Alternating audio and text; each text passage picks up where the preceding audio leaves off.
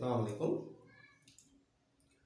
पिछले वीडियो में हमने अदल बदल तामुलात हेलो अल्केन में किस तरह से अंजाम पाते हैं ये पढ़ा था और उसकी 8 मुख्तलिफ किस्में जो होती हैं वो बयान किया था।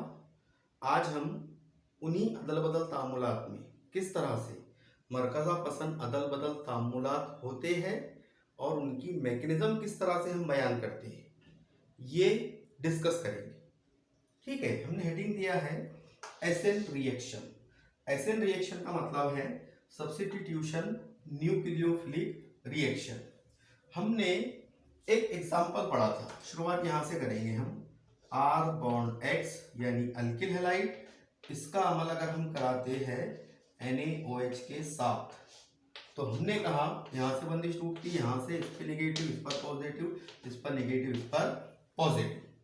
ओके, तो इस अमल में एक्सचेंज होगा, तबादला होगा, अदल बदल होगा। किसका? न्यूक्लियोफाइल का। न्यूक्लियोफाइल कौन है?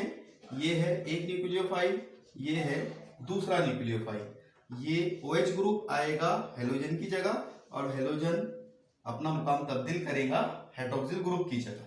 तो नतीजे में आपको R बॉन्ड OH यानी कि अल्कोहल और NaX यानी सोडियम हैलाइड ये मुरक्कबात हासिल होंगे। ऐसा हमने अदल बदल तामुलात में पढ़ा है। ठीक है, यहां हमारे को क्या करना है, ये जो एग्जांपल हमने लिखा है ये है सब्स्टिट्यूशन न्यूक्लियोफिलिक रिएक्शन की एग्जांपल।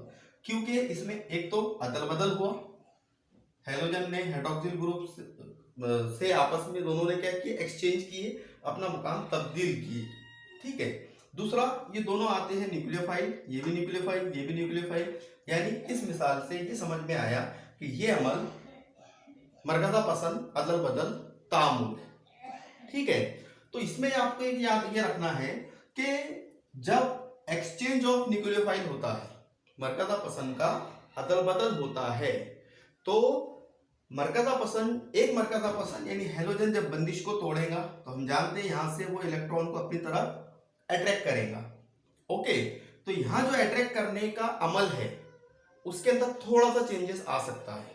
जैसे हो सकता है कि हेलोजन जब वहां से लीव हो, वहां से निकले, तो दोनों इलेक्ट्रॉन को पहले अलग कर ले, पहली पॉसिबिलिटी।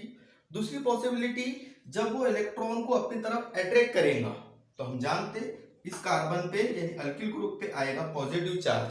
तो मे बी पॉसिबल कि उसी वक्त में जो दूसरा न्यूक्लियोफाइल है वो अटैक करे और बंदिश को बनाना शुरू करे, यानी इलेक्ट्रॉन अपने उसको डोनेट करके आपस में शेयरिंग कर सकते हैं। दो बातें हमने कहा है।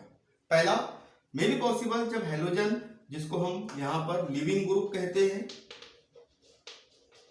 जो लिविंग ग्रुप है वो दो तरह से यहां से निकल सकता है, रिमूव हो सकता है, ये हम बताना चाह रहे हैं। एक तो पहली कंडीशन, दोबारा बोल रहा हूं मैं, पहली कंडीशन हेलोजन दोनों इलेक्ट्रॉन को अपने जानिब अट्रैक्ट करके वहां से मुकम्मल तौर पे निकल जाए, और अगर ऐसा होता है तो यहां पर कार्बोकेटायन तैयार हो जाएंगे, पहली कंडीशन। दूसरी कंडीशन, जब न्यूक्लियोफाइल अट्रैक्ट करेगा इलेक्ट्रॉन को तो इसके ऊपर पार्शियल पॉजिटिव चार्ज आएगा। ठीक है, तो उसी वक्त में हो सकता है जो दूसरा न्यूक्लियोफाइल है अगर वो स्ट्रॉन्ग है तो मे बी पॉसिबल कि वो बैक साइड से उसी वक्त में बंदिश को बनाना शुरू करते हैं।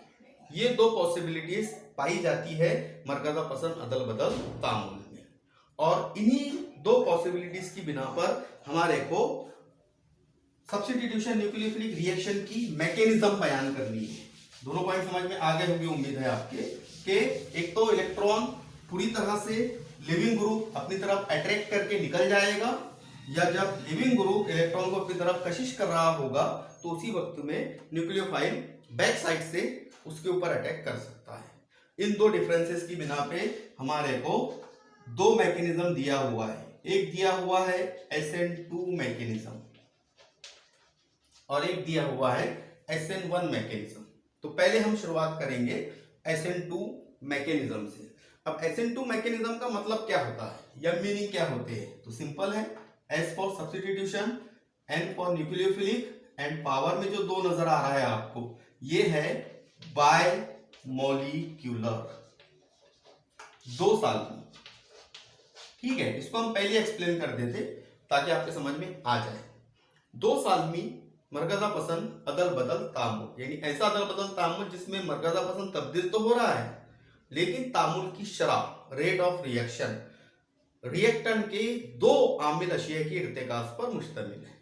या अगर आसान अल्फाजों में, अगर रिएक्टेंट में आपके दो आमिल अशिया है और वो अगर तामुल की शरह को तय करते हैं तो वो अमल कहलाता है बायोमोलिकुलर सब्स्टिट्यूशन न्यूक्लियोफिलिक रिएक्शन। और इसी अमल की हमारे को मैकेनिज्म बयान करनी है या रिएक्शंस बयान करनी है। तो एक चीज मैं आपको शुरू में बता दूं कि SN1 और SN2 जो भी SN2 शुरू करने वाले हैं, ये बहुत ज्यादा इंपॉर्टेंट टॉपिक है। ये आपको एग्जाम में कई बार 2 नंबर, 3 नंबर, 4 नंबर, पुराने पैटर्न में 5 नंबर के भी सवाल इसके ऊपर आता था। तो आप याद रखें, इंपॉर्टेंट है। यहाँ पर नए सिलेबस में जो हमारे को SN2 और SN1 मैकेनिज्म दिया हुआ है उनको हम कुछ पॉइंट की मदद से याद रख सकते हैं। जैसे SN2 और SN1 की को अगर आपको बयान करना है कि भाई ये अमल होता क्या है, इसमें क्या इस्तेमाल होता है, तो हम 3 मुख्तलिफ स्टेप या 3 मुख्तलिफ पॉइंट की मदद से हम SN2 को और SN1 को याद रख सकते हैं या उसको हम बयान कर सकते हैं। जैसा SN2 में पहला पॉइंट, 3 पॉइंट पे हमारे को बयान करना है। पहला पॉइंट कहा गया है रेट ऑफ रिएक्शन, यानी तामुल की शरह या तामुल की रफ्तार। अब तामुल की रफ्तार क्या होती है कि तामुल कितने वक्त में अंजाम पाया, क्या वो फास्ट हुआ, क्या वो स्लो हुआ।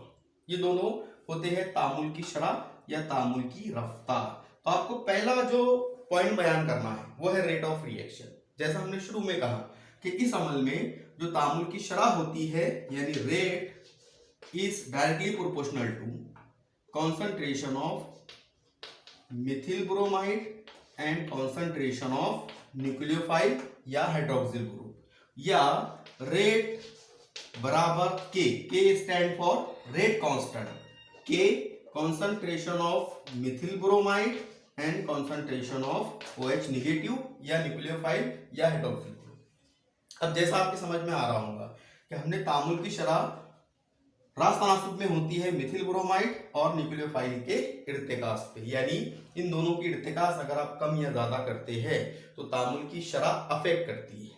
यानी इन शॉर्ट दोनों, ये आमिल अशिया, ये दूसरी आमिल अशिया, इन दोनों की इर्तिकास पर तामुल की शरह मुश्तमिल होती है, इसलिए इसको हमने कहा है SN2।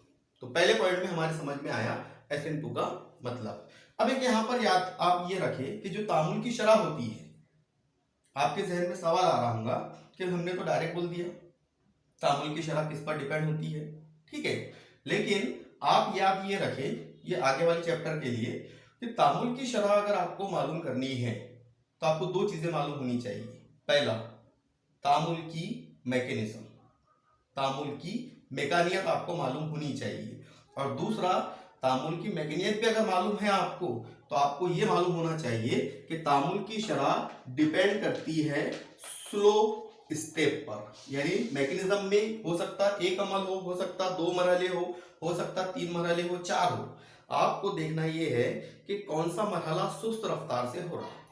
जो रेट डिटरमिनेटिंग स्टेप होती है, RDS होती है, वो स्लोएस्ट स्टेप, सबसे सुस्त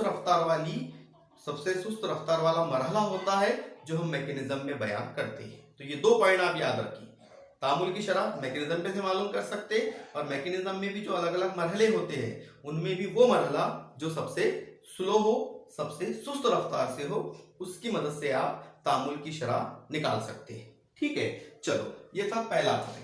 3 पॉइंट मैंने कहा हुआ, बार बार रिमाइंड करा रहा हूं।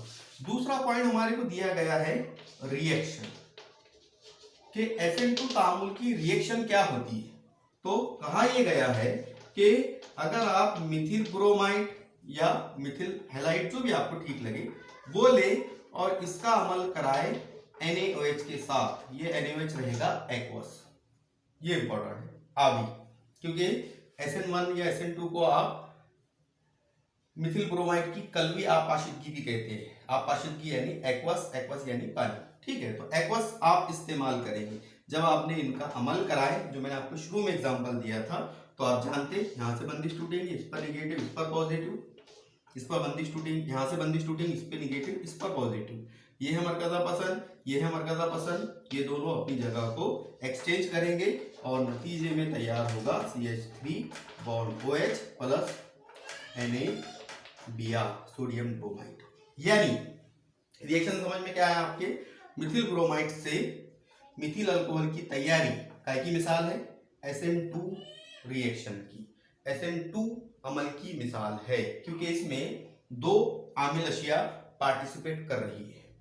फिर दूसरा सवाल आपके जहन में आ सकता है कि सर अब SN1 पढ़ा नहीं हमने, इसलिए हो सकता है आपके जहन में यहाँ सवाल ना आए, लेकिन जब SN1 पढ़ेंगे तो आपके जहन में आएगा कि यहाँ पर 2 आमिल अशिया, SN1 में भी 2 आमिल अशिया, तो फिर तामुल की शरह को हम कैसे निकाल सकते हैं। तो तामुल की शरह ये SN2 जो पूरा जस्टिफाइड है हमारा, यानी हम इसको जस्टिफाइड कैसे करेंगे, इसको अगर आपको बयान करना है तो आपको इसकी मैकेनिज्म या मैकानियत बयान करनी पड़ेगी। अभी आप याद ये रखें SN2 की एग्जाम्पल, यानी SN2 आप किस रिएक्टेंट में बयान कर सकते हैं। तो हमने कहा मिथिल ब्रोमाइड का जब अमल किया जाता है RbNaOH के साथ, तो अदल बदल तामुल के नतीजे में मिथिल अल्कोहल हासिल होता है, जो मिसाल है SN2 की या 2 सालमी मरकज़ा पसंद अदल बदल तामुल की। ओके, ये दूसरा पॉइंट। तीसरा पॉइंट, आखिरी पॉइंट, मैकेनिज्म, मैकानियत। मैकानियत का मतलब क्या होता है, हमने 11वीं में कई बार बयान किया है। मैकेनिज्म मतलब किसी भी अमल को मरहलों में बयान करना, या आसान अल्फाज रियलिटी ऑफ रिएक्शन, यानी तामुल की असलियत। आपको तामुल हुआ कैसे, तामुल की इब्तिदा कैसे हुई, तामुल दरमियान में कैसे तब्दील हुआ। हो सकता कोई अमल में ऊपरी हालत हासिल हो जाए, हो सकता कोई दूसरा रिएक्टेंट, एक रिएक्टेंट कोई दूसरे प्रोडक्ट में तब्दील हो और फिर दूसरे मरहले में जाकर वो मेन प्रोडक्ट बनाए, मे भी पॉसिबल। तो इन सब सवालों का जवाब अगर आपको तलाश करना है तो आपको अमल की मैकेनिज्म बयान करनी पड़ेगी। और यहाँ पर ये कहा गया है कि जो SN2 अमल होता है, 2 सालमी मरकज़ा पसंद अदल बदल तामुल है, उसकी मैकानियत एक मरहले में मुकम्मल होती है। यानी एक मरहला बोलती है हमने, तो फिर आपको स्लो वाला जो मैंने कहा आपको शुरू में 2 पॉइंट, मैकेनिज्म और मैकेनिज्म में भी स्लो मरहला, उसके ऊपर उसमें जितने आमिल अशिया रहेंगी वो तय करेंगे तामुल की शरह। तो यहाँ पर एक ही मरहला है, यानी बात एकदम सिंपल है। जैसे देखो इसमें अमल कैसे होता,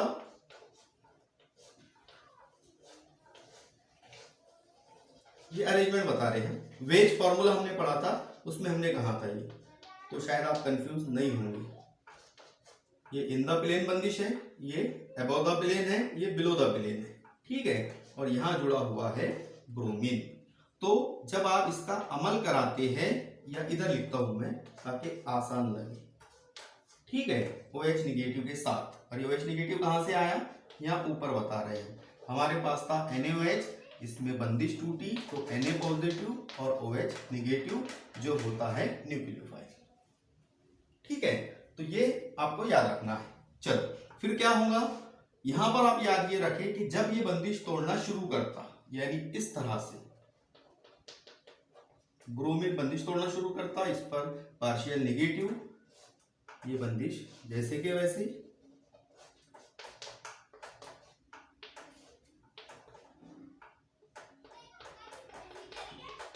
तो उसी वक्त में बैक साइड से OH निगेटिव यानी न्यूक्लियोफाइल बंदिश बनाना शुरू कर देता है, और इसको हम कहते हैं ट्रांजिशन स्टेट। क्या कहते हैं हम, उबोरी हालत। यानी ये हुआ मतलब कि मैकेनिज्म से हमारे समझ में क्या आया कि ब्रोमीन, हमने कहा था SN1 रिएक्शन की अहमियत क्यों है, क्योंकि जो लिविंग ग्रुप है, जो न्यूक्लियोफाइल है, जो रिप्लेस हो रहा है, वो इलेक्ट्रॉन अपनी तरफ पूरे अट्रैक्ट कर लेता, या बंदिश जब बनना शुरू होती है तो उसी वक्त में बैक साइड से अटैक हो जाता। तो यहां समझ में आया कि हाइड्रोक्सिल ग्रुप बैक साइड से अटैक करता है, ठीक है। तो इतना आप याद रखें। फिर क्या आएगा, एक वक्त आएगा कि ये बंदिश पूरी टूट जाएगी और OH निगेटिव बंदिश पूरी बना लेगा, यानी ऐसे।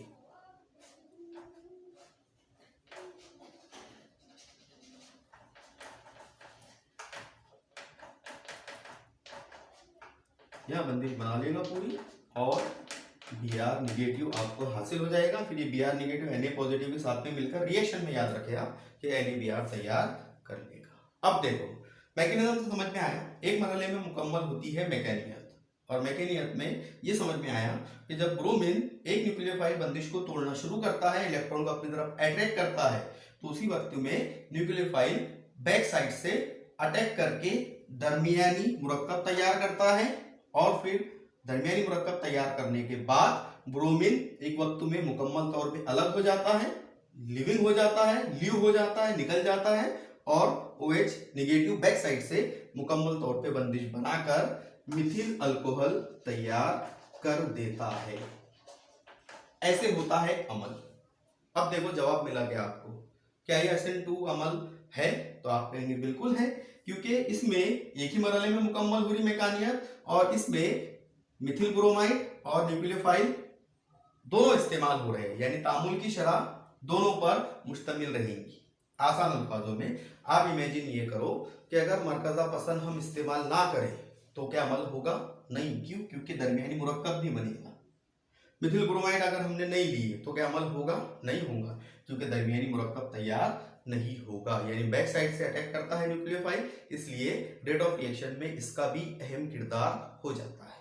तो ये 3 पॉइंट आप जहन में रखें SN2 के लिए। चौथा पॉइंट कह लो आप, या एक अलग से पॉइंट कह लो, क्योंकि हमने 3 ही पॉइंट कहा है। एक जो टॉपिक हमारे को दिया हुआ है इसमें आपको पूरा SN2 शॉर्ट में बयान करना है, इसलिए मैं चौथा ना बोलकर नया पॉइंट बोलता हूं, साइलेंट फीचर, यानी अहम खुसूसियात। SN2 तामुल की अहम खुसूसियात क्या है? तो इसमें 5 पॉइंट हमारे को दिए गए हैं। जैसे मैकेनिज्म क्या होती है, तो आप कहेंगे 1 स्टेप में कंप्लीट होती है मैकेनियत। पहला पॉइंट साइलेंट फीचर में अहम खुसूसियात में क्या होता है, जो मैकेनिज्म है अमल की वो एक ही मरहले में मुकम्मल होती है। ठीक है। दूसरा जो है तो पॉइंट बयान किया जाता है कि जो न्यूक्लियोफाइल है ये क्या करता है, ये बैक साइड से अटैक करता है। अभी हमने बैक साइड अटैक, ये अटैक ऑफ न्यूक्लियोफाइल कैसे होता है? तो आप कहेंगे सर इसने तो बैक साइड से यानी पीछे की जानिब से जो कार्बोकेटायन था उसके ऊपर अटैक किया है। चलो तीसरा पॉइंट, जो ट्रांजिशन स्टेट होती है उसमें कार्बन की नोयत होती है पेंटा कोऑर्डिनेट। अभी आपने देखा होगा, दोबारा लिख देता हूं मैं, यहां जनरल लिख रहा हूं, ऐसा था वो, यानी कार्बन पता है आपको टेट्राहेड्रल होता है, लेकिन इस कंडीशन में आपने देखा कि वो क्या होता है, क्या होता है, पेंटा कोऑर्डिनेट होता है, यानी कार्बन से 5 अलग अलग मुतबादिल जुड़े होते हैं ट्रांजिशन स्टेट में। ठीक है। एक कहा गया है चौथा पॉइंट, चौथे पॉइंट में जो है तो आप ये बयान करते हैं कि जो ट्रांजिशन स्टेट है उसमें, चौथा पॉइंट ट्रांजिशन स्टेट पर ही है, जो लिविंग ग्रुप होता है क्या वो मुकम्मल तौर पे अलग हो जाता है? तो आप कहेंगे नहीं। जब लिविंग ग्रुप अलग होना शुरू होता है तो उसी वक्त में बैक साइड से न्यूक्लियोफाइल अटैक करना शुरू करता है, यानी आपको आसानी से समझ में आ जाएगा। पांचवा पॉइंट ये इंपॉर्टेंट है, SN2 में पाया जाता है वॉल्डन इनवर्जन। इन्वर्जन का मतलब होता है उल्टा। जैसे अगर फ्रंट से बंदिश टूटी तो हमारे मुताबिक फ्रंट से बंदिश बननी चाहिए, लेकिन SN2 में मैकेनिज्म से समझ में आया होगा आपके कि न्यूक्लियोफाइल बैक साइड से अटैक करता है, यानी क्या हुआ, यानी बैक साइड से अटैक करने की वजह से जो स्ट्रक्चर है मिथिल ब्रोमाइड था ऐसा, ये मिटाकर दोबारा लिख देता हूं इन्वर्जन ताकि समझ में आ जाए हमारे। ये था ब्रोमाइड और ये तब्दील हुआ, मैकेनिज्म से समझ में आया, अल्कोहल, यानी जो सिमेट्री है, जो इसकी साख्त है, जो हिंसी साख्त है, वो मुकम्मल तौर पे उलट हो जा रही है प्रोडक्ट में, यानी मिथिल ब्रोमाइड के जैसा मिथिल अल्कोहल हमारे को हासिल नहीं हुआ, यानी Br फ्रंट से था लेकिन न्यूक्लियोफाइल बैक साइड से जुड़ा, इसलिए SN2 में पाया जाता है वाल्डन इन्वर्जन। तो ये 5 पॉइंट जो है तो आप जहन में रखें और हो सकता है इसके ऊपर ही जो है तो आपको सवाल आ जाए कि SN2 तामुल कैसे होता है और उसकी अहम खुसूसियात कौन कौन सी है। चलो ये तो था SN2। अगर मैं बात करूं SN1 की, SN1 रिएक्शन, तो इसमें पहला पॉइंट वही हमारा रेट ऑफ रिएक्शन। ये समझने में बहुत आसान जाएगा आपको, ठीक है। रेट ऑफ रिएक्शन क्या होती है, तो हम कहते हैं rate is directly proportional to concentration of tertiary butyl bromide, या रेट बराबर k stand for rate constant, शरह का मुस्तकिल, कॉन्सेंट्रेशन ऑफ CH3/3CBr यानी टर्शरी ब्यूटिल ब्रोमाइड, यानी एक ही आमिल अशिया, वहां न्यूक्लियोफाइल भी था SN2 में, तो एक ही आमिल अशिया के इर्तिकास पर मुश्तमिल होती है SN1 तामुल की शरह या रफ्तार। चलो ये तो था पहला पॉइंट। दूसरा यहीं पर लिख देता हूं मैं, रिएक्शन या एग्जाम्पल। SN1 तामुल की आप मिसाल कौन सी लेंगे, तो हमारे को दिया हुआ है कि अगर आप ले टर्शरी ब्यूटिल ब्रोमाइड और इसका अमल कराएं RbNaOH के साथ, तो नतीजे में गर्म भी किया जाता है, लेकिन हम बयान नहीं कर रहे हैं, हीट भी किया जाता है उसको।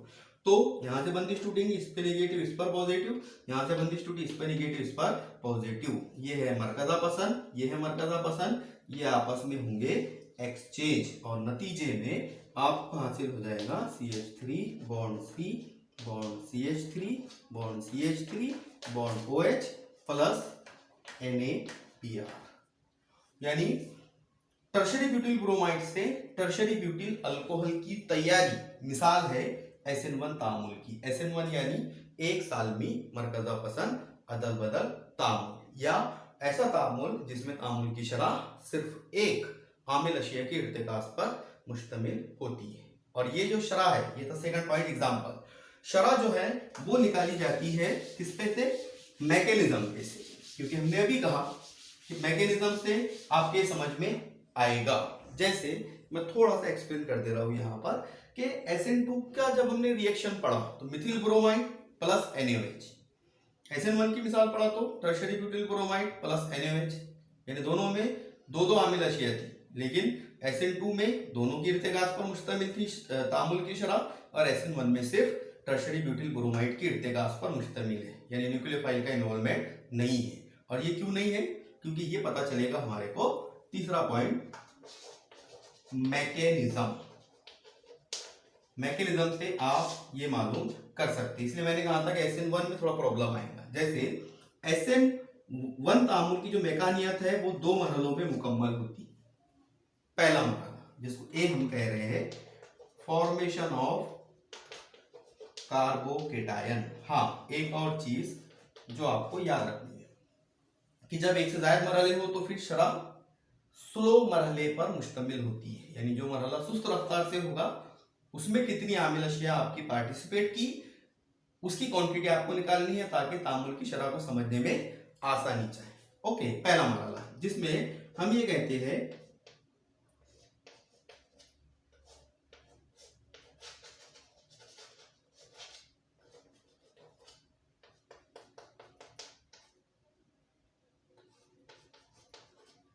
ये है टर्शरी ब्यूटिल ब्रोमाइड। मैं क्या करता हूँ, थोड़ा शॉर्ट में लिखता हूँ ऊपर ताकि पूरी मैकेनिज्म बोर्ड पर आ जाए।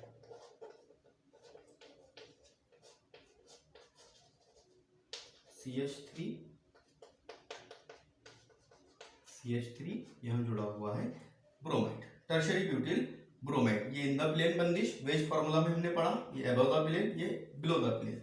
इसके साथ में अमल कराएंगे OH निगेटिव का, सॉरी कहाँ ये गया है, हाँ OH नेगेटिव कैसे लिख दे रहे हैं, दो मरहले मुकम्मल होती है। तो इसमें क्या करता है, ब्रोमीन बंदिश को तोड़ना शुरू करता है और मुकम्मल तौर पे अलहदा हो जाता है, यानी ये होता है इस तरह से, ये जैसा कि वैसा, यहां भी CH3 इसके ऊपर पॉजिटिव आ जाएगा और यहाँ Br नेगेटिव आपको अलग हो जाएगा। अब यहाँ पर आपके जहन में ये आएगा कि वहां तो आपने कहा कि बंदिश तोड़ना शुरू करता है, बैक साइड से अटैक हो जाता है, यहाँ क्यों नहीं हो रहा? तो आपको जहन में ये आना चाहिए स्टेबिलिटी ऑफ कार्बोकेटायन। हमने पढ़ा है कई बार कि टर्शरी कार्बोकेटायन बहुत ज्यादा स्टेबल होता है, उससे कम सेकेंडरी, उससे कम प्राइमरी और सबसे कम CH3। तो वहां पर SN2 में CH3 यानी मिथिल ग्रुप इस्तेमाल हो रहा था, तो क्या वो कार्बोकेटायन तैयार कर सकता? हमारा जवाब है नहीं कर सकता। लेकिन यहाँ पर टर्शरी कार्बन है, इसलिए वो कार्बोकेटायन स्टेबल तैयार कर सकता, और जो स्टेबल होता है वो फॉर्म हो सकता है, जो लेस स्टेबल होता है वो ड्यूरिंग रिएक्शन फॉर्म या तैयार नहीं हो सकता। इसलिए पहले मरहले में सिर्फ कार्बोकेटायन तैयार हुआ और ये मरहला होता है स्लो। अब शायद आपको पूरा जवाब मिल गया होगा। हमने क्या कहा था? तांबुल की शराब स्लो मरहले पर मुश्तमिल होती है, ये मरहला है स्लो। यानी आप इसमें आसानी से बोल सकते हैं कि इसमें जो पहला मरहला है जिसमें कार्बोकेटायन तैयार हो रहा है उसमें आमिल अशिया कौन सी है? तो आप कहेंगे टर्शरी ब्यूटिल ब्रोमाइड, इसलिए ये अमल हुआ SN1। ओके, तामुल को मुकम्मल करते। बी मरहला, अटैक ऑफ न्यूक्लियोफाइल। न्यूक्लियोफाइल का हमला, यानी न्यूक्लियोफाइल कैसे अटैक करता है? तो दोबारा से सेकंड स्टेप में हम लेंगे कार्बोकेटायन,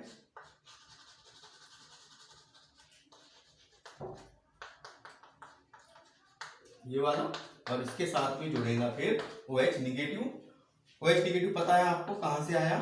NaOH से, सॉरी हाँ NaOH से, Na पॉजिटिव और OH निगेटिव, ये हमने पहले स्टेप में भी बताया है। ठीक है, तो ये बंदिश बनाएगा कार्बोकेटायन से, ये होता है फास्ट, इसलिए तांबुल की शराब इस पर, ये मरहले पर मुश्तमिल नहीं होती है, और नतीजे में आपको इस तरह से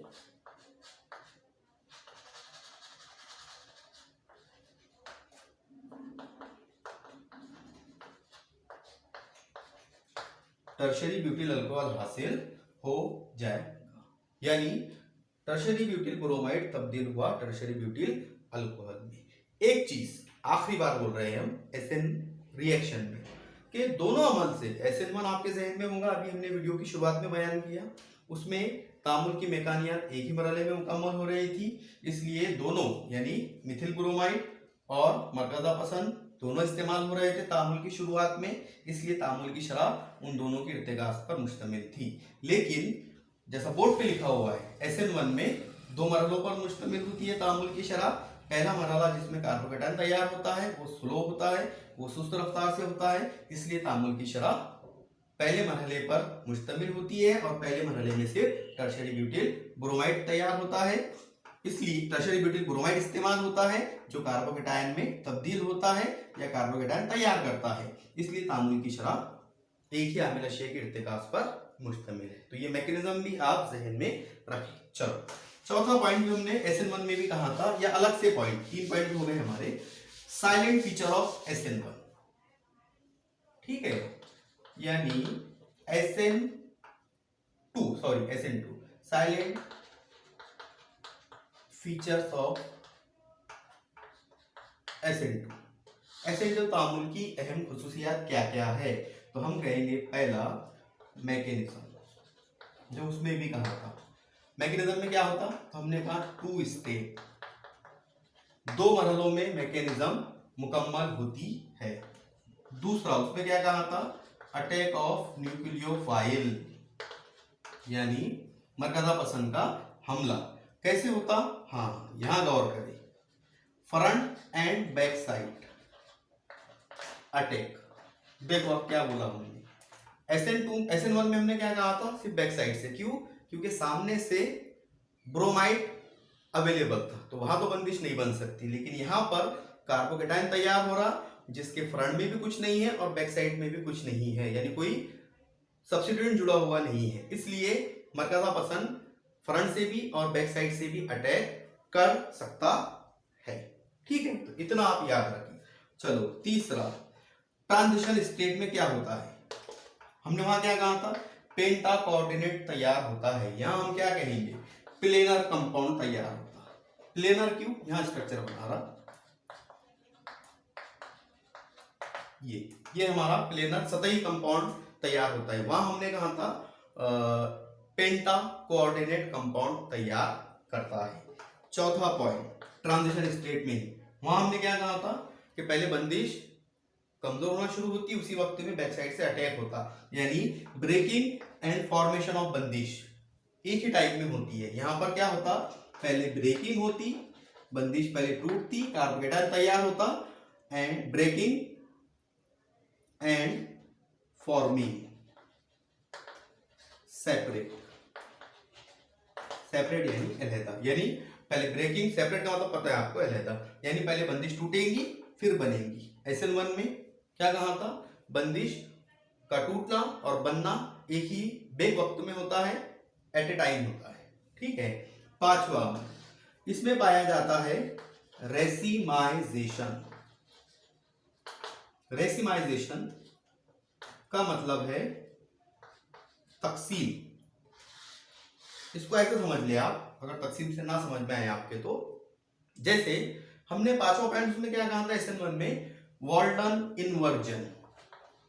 देखो पॉइंट एकदम छोटा सा है हमारा कि SN1 में इन्वर्जन पाया जाता, SN2 में रेसिमाइजेशन पाया जाता। रेसिमाइजेशन को समझना है तो अटैक पे आप फोकस करो। इसके ऊपर जब न्यूक्लियोफाइल अटैक करेगा तो पॉसिबिलिटी क्या है, यहां लिखा हमने फ्रंट एंड बैक साइड। तो फ्रंट से कितने मॉलिक्यूल तैयार हो सकते हैं, तो आप कहेंगे पॉसिबिलिटी है 50% की। बैक साइड से कितने हो सकते हैं, तो आप कहेंगे 50% की, यानी दोनों की तकसीम मसावी हुई।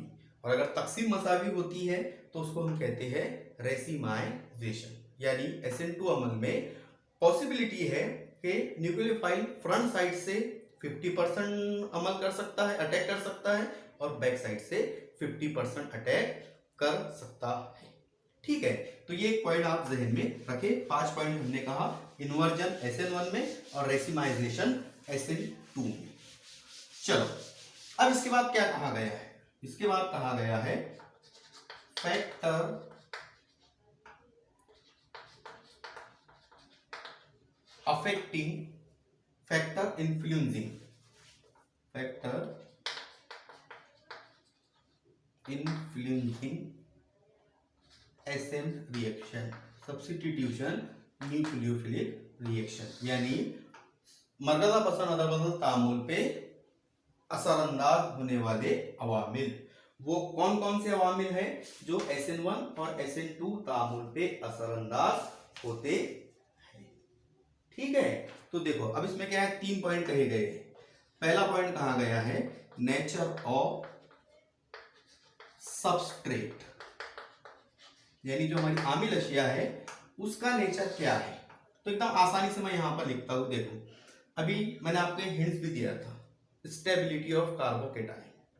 अगर आपके पास में 2 पॉसिबिलिटी है हमारे पास, CH3, उसके बाद primary alkyl halide, secondary alkyl halide और टर्शियरी अल्किल हैलाइड।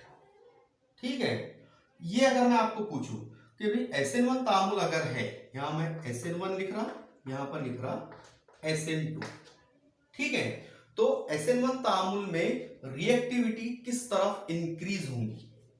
ठीक है, तो मैं यहां पर बनाऊंगा इस तरह से, यानी SN1 तामुल में जो पार्टिसिपेशन है वो मिथिल ग्रुप का सबसे ज्यादा, उससे कम प्राइमरी का, उससे कम सेकेंडरी का और सबसे कम टर्शियरी का इंक्रीज।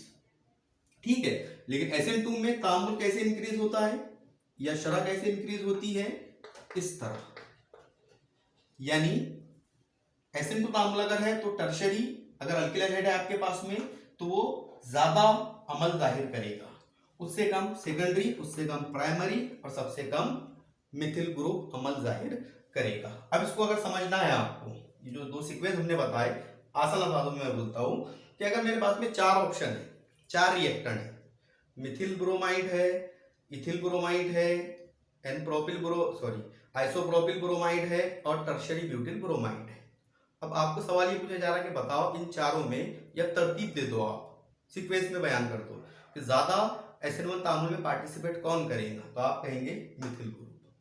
वजह आपके जहन में होंगी कि जो breaking and forming of bond है यानी जो बंदिशों का टूटना और बनना है, SN1 में बंदिशें जब टूटना शुरू होती उसी वक्त में न्यूक्लियोफाइल बैक साइड से अटैक कर देता। लेकिन आप ये जानते हैं कि SN2 में बंदिश पहले टूटती, यानी आपको पहली स्टेप में कार्बोकेटायन तैयार होते हैं, और अगर कार्बोकेटायन में टर्शरी हो तो वो ज्यादा स्टेबल होते हैं। अभी मैंने आपको बयान भी किया हूं, यह है स्टेबिलिटी ऑफ कार्बोकेटायन। तो उसके मद्देनजर ये दो सीक्वेंस आपके जहन में रहे। दूसरा पॉइंट इसमें यह बयान किया जाता है कि एक अमल होता है। देखो, अगर मैं SN2 में बयान करूं या SN1 भी बोलता हूं पहले मैं, देखो ये होता है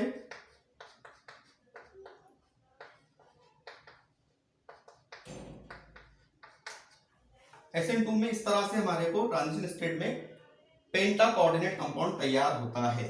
इसमें क्या हुआ, अगर आप इसमें अल्किल ग्रुप की मिकदार को बढ़ा दें, यानी 3 हाइड्रोजन है ना, अगर मैं यहां पर एक अल्किल ग्रुप बढ़ा दूं इस तरह से, यानी सेकेंडरी कर दूं, जो कार्बन है उसकी नोयत को सेकेंडरी कर दूं, तो वो ऐसा हो जाएगा। आ रहा है समझ में? चलो, या 2 बढ़ा दूं, 2 अल्किल ग्रुप, तो ये हो जाएगा इस तरह से। सॉरी, यहाँ हाइड्रोजन, यहाँ पर OH group, partial negative partial positive, और यहाँ पर Br। इसको डिसकंटिन्यूअस भी बताया आपने बंदिशों को, तो चलेगा, ठीक है, ये पॉजिटिव है। या अगर 3 कर दूं, यानी इस तरह से CH3 CH3 CH3, यहाँ पर है ब्रोमीन पॉजिटिव और यहाँ पर है OH पार्शियल नेगेटिव। तो आपके जहन में ये आएगा कि भाई ये तो जो कंडीशन है वो है SN2 के लिए, और SN2 में अगर आपके अल्किल ग्रुप की मिकदार बढ़ती जाए, यहाँ तो एक भी नहीं है, यहाँ एक है, तो ये है इलेक्ट्रॉन रिलीजिंग ग्रुप, ठीक है। ये क्या करेगा, इसकी मदद करेगा कार्बन की इलेक्ट्रॉन को निकालने में, और अगर मदद करता है तो फिर ब्रोमीन आसानी से वहां से रिमूव हो जाएगा। पहला अल्किल ग्रुप, 2 अगर अल्किल ग्रुप है तो 2 तरफ से हेल्प होंगी, 3 अगर अल्किल ग्रुप है तो 3 तरफ से हेल्प होंगी, यानी ब्रोमीन को निकालने में ये तीनों भी मदद करेंगे। इसको अकॉर्डिंग टू बुक कहा गया है क्राउडिंग, यानी जब अल्किल ग्रुप की क्राउडिंग बढ़ती है तो जो डिस्टेबलाइजेशन है उसमें कमी वाकई होती है, यानी जो स्टेबिलिटी है SN2 में प्रोडक्ट की वो बिनतरतीब कम होते जाती है, यानी ट्रांजिशन स्टेट में आपको इस तरह का मुरक्कब हासिल नहीं होगा अगर मिथिल ग्रुप की मिकदार आप बढ़ा देते हैं, यानी क्राउडिंग के साथ में डिस्टेबलाइजेशन बढ़ता है। ये भी हम याद रखें, डिस्टेबलाइजेशन यानी गैर कयाम पजीरी। तो गैर कयाम पजीरी की तरफ हम इस तरफ जा रहे हैं, यानी ये जो अमल है, अगर मिथिल ग्रुप आप बढ़ाएंगे, जो सबस्ट्रेट का नेचर है वो हम बयान कर रहे हैं, तो SN1 तामुल में तामुल की स्टेबिलिटी कम हो जाएगी। लेकिन अगर ऐसा ही मसला हो, आप जानते हैं कार्बोकेटायन तैयार होता है SN2 में, यानी ऐसा देखो आप, ठीक है, तो ये इसकी हेल्प करेगा। यहां अगर ब्रोमीन है तो ओके, अगर एक ही रहा, 2 रहे, यहां हाइड्रोजन लिख देता हूं, अगर एक ही रहा यानी CH3 बॉन्ड H यहां पर Br, या अगर एक भी नहीं रहा ऐसे, तो बताओ SN1 में क्या होता। ये SN2 का एक्सप्लेनेशन था, क्राउडिंग एंड डिस्टेबलाइजेशन, क्राउडिंग के साथ में डिस्टेबलाइजेशन भी बढ़ता है, ऐसा हमने कहा। अगर SN1 की बात करूं मैं, तो इसमें 3 अल्किल ग्रुप है, ये तीनों मदद करेंगे ब्रोमीन को निकालने में, जो हम चाहते हैं, हमारा मकसद है, क्योंकि मैकेनिज्म से समझ में आया हमारे, ठीक है। तो अगर एक अल्किल ग्रुप को हम कम कर दे तो सिर्फ इसको निकालने में 2 ही अल्किल ग्रुप मदद करेंगे, यहाँ एक ही ग्रुप करेगा और यहाँ तो मदद होगी ही नहीं, यानी यहाँ पर ब्रोमीन आसानी से रिमूव नहीं होगा, और नहीं होगा तो फिर कार्बोकेटायन नहीं बनेंगे। देखो, ठीक है, तो जैसे जैसे क्राउडिंग कम हो रही तो फिर डिस्टेबलाइजेशन में भी कमी वाकई हो रही है, यानी क्राउडिंग का जो अल्किल ग्रुप है उनकी क्वांटिटी का अहम इफेक्ट होता है SN1 और SN2 की मैकेनिज्म पर, ठीक है। चलो दूसरा पॉइंट हम बयान कर रहे हैं